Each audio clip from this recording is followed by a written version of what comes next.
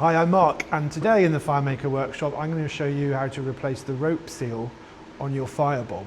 So first of all, this is what you'll need: scissors, a Stanley knife, your tube of sealant, a scraper of some sort, some glass tape, and the rope seal. You can either just replace it without in situ on the door, or you can remove the glass holder, but it's easier like this. So the first thing you need to do is to take off the old rope seal, which should just come off if it's not already come off. Pull that off with your scraper. If there's any bits of sealant, you don't have to be precise, just scrape off any loose bits. It just peels off quite easily with a sharp blade.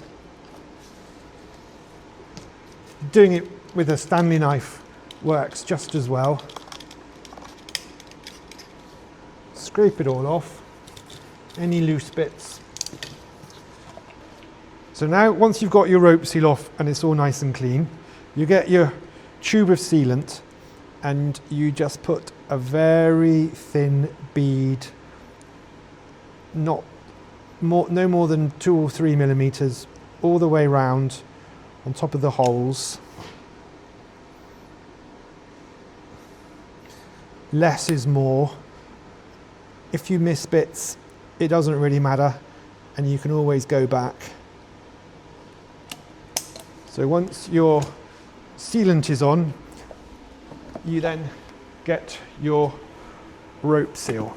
So you want to start there, not there, but there, at the bottom next to the hinge, and then you very carefully just press it down onto the sealant.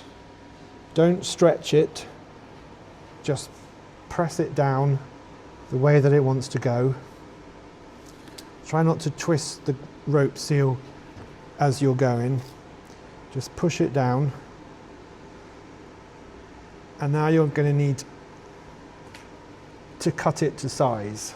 So you take some of the tape, not too much,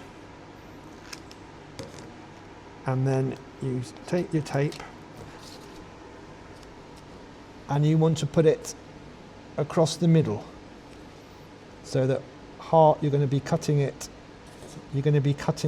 there.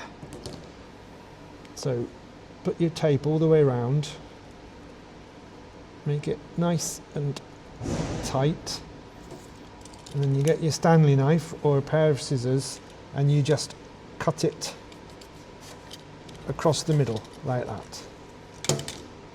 Once that is cut, you just put it snugly up against the other end, and then you press it all down. If it's moved, just rearrange it so that the edges of the rope are up against the edge of the glass holder.